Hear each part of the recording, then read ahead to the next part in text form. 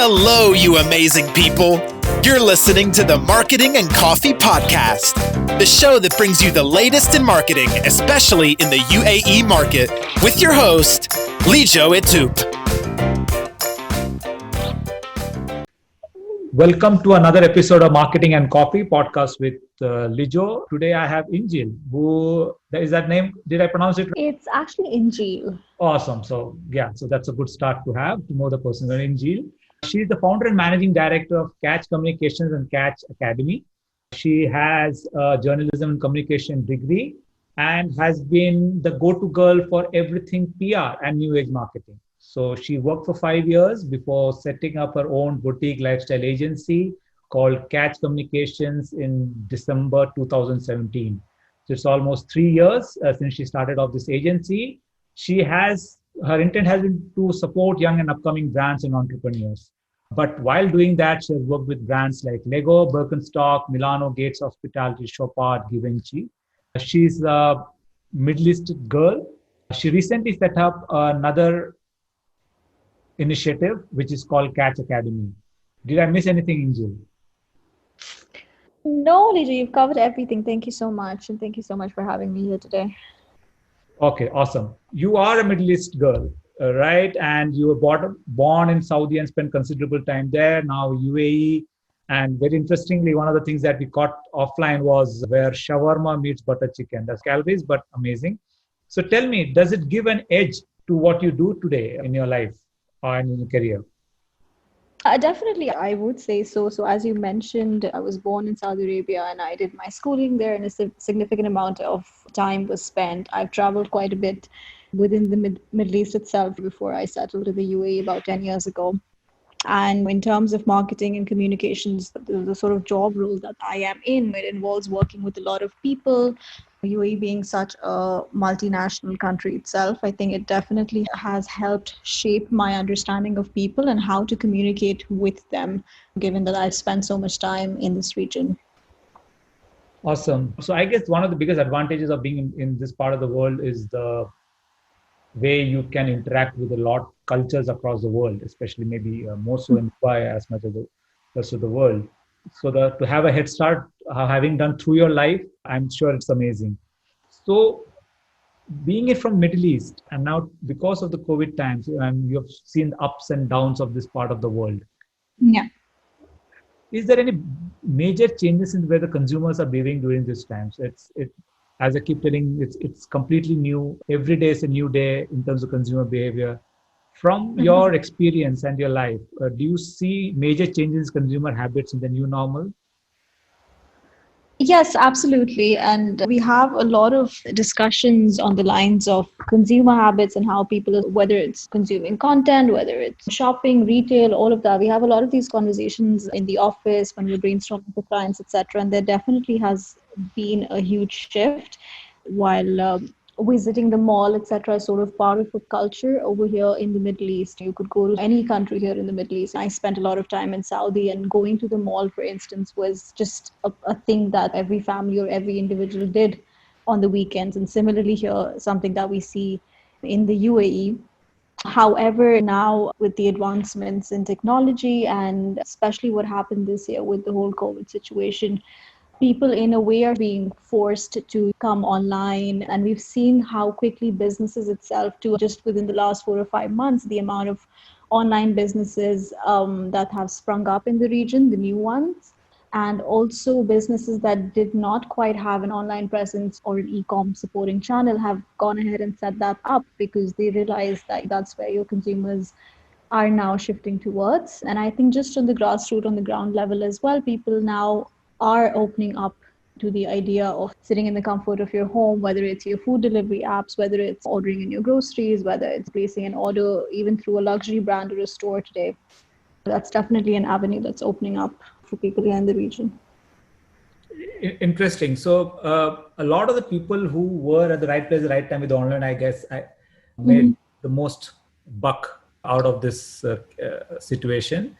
But any of your clients that who really recently started off on that online journey, who pivoted to that online journey, anybody comes to your mind?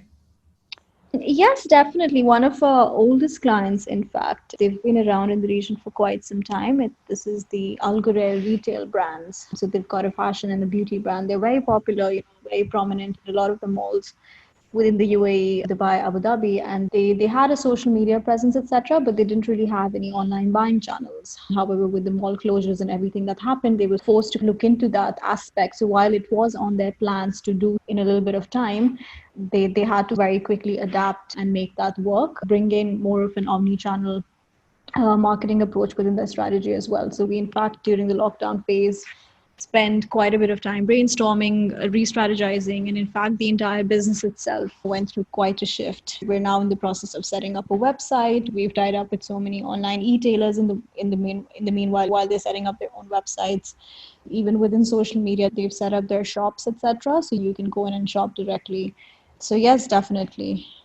Quite a few brands, in fact, have done that. Awesome. And I guess people who adopt at this time will have a head start. But these are the larger brands. So as you work a lot with SMBs. We do, yes. Yeah. So as an SMB, a lot of the SMBs are confused, like as should they invest into marketing or hold in the new normal, because every bit of penny spent is now being questioned by the SMB owners. So what do you suggest to them? Should they invest at this stage or hold? As you mentioned, we work with a lot of small businesses, homegrown businesses, a lot of businesses which are essentially a one-man show. And it's something that we've always done at Catch Communications. It was one of our, intentions was to work with these young brands who've got great ideas, etc., and share their story through the work that we do.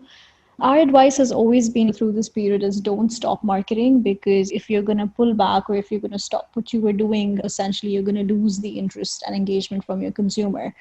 So our advice definitely would be to keep going, but just think about, the avenues through which you're marketing your brand.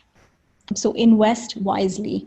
And this is pretty much one of the things that we focus on largely at Catch Academy, which is our training arm. Work with a lot of Marcom professionals as well as these small business owners, wherein we bring them up to speed on all the new age marketing tactics, as we like to call it, which are relevant now and which would actually help your business with the turnaround of results. So definitely our recommendation would be to invest, however, invest wisely. Awesome. So I guess a lot of these ideas is being put together for your Catch Academy. I guess the intention is to help small business and owners and Marcom professionals in the region. So could you tell us a little more about it?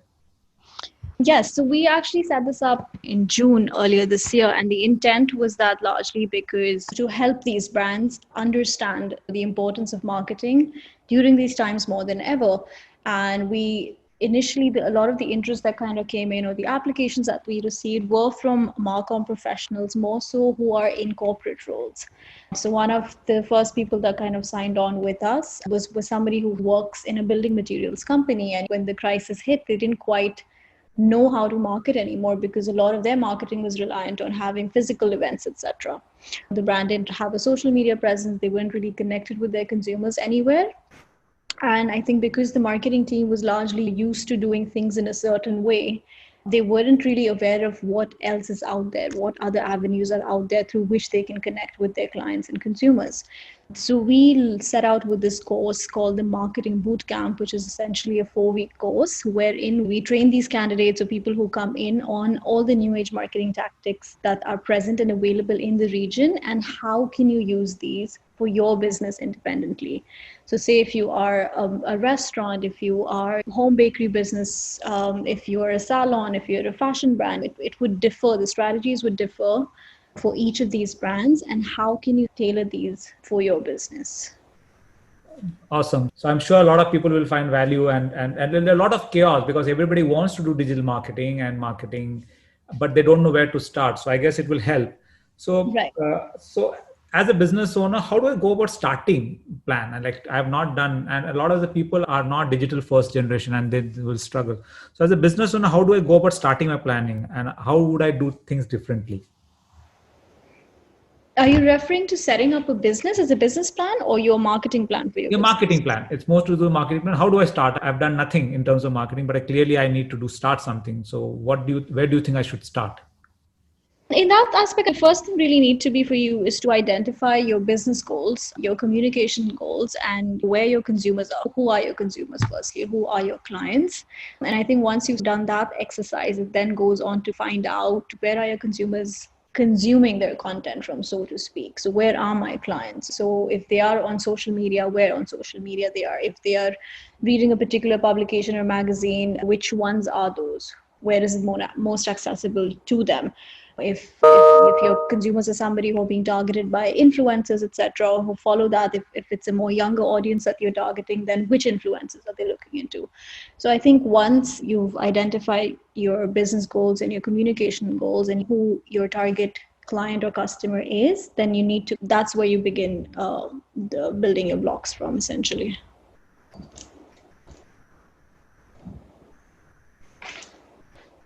Coming back to what your agency does, so you have helped build a lot of PR for a lot of larger companies. But is PR important for an SMB, or do you think it's a game that only is meant for the bigger players? And what is the kind of impact that it has on business? So it would be good if you can share some examples in both kind of categories.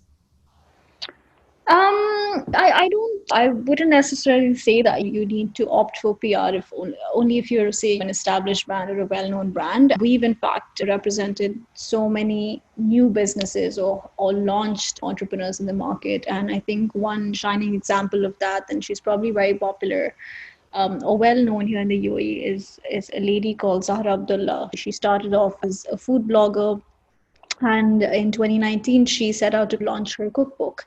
And there was quite a bit of PR activity that was done around that. Then we supported her with the launch of that.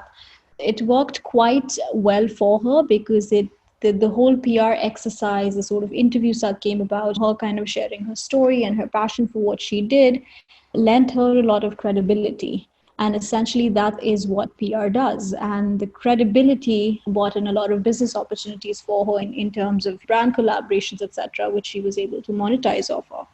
Which kind of, if you follow her journey, she went ahead to set up her own restaurant a few months down the line. So none of this would have been possible if she hadn't, taken that step towards marketing herself or investing in PR. So regardless of where you are placed with your business, if you have the right strategy, PR is definitely something that can help give your brand that credibility. So our advice would be not to shy away from that. Look into it, because you don't quite know what might come out of it for you.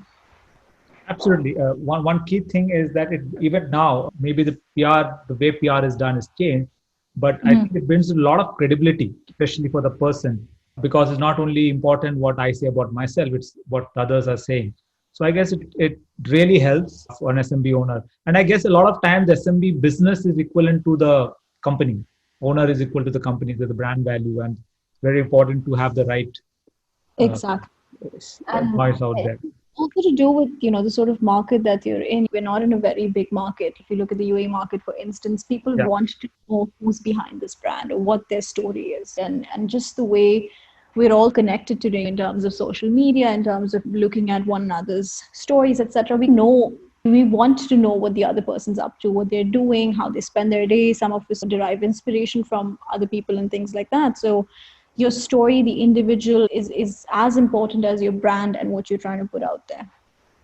Yeah, so I guess PR essentially is putting your story out there, I guess, in a way that people can, it does build credibility. So you do a lot of work with building strong leadership amongst women.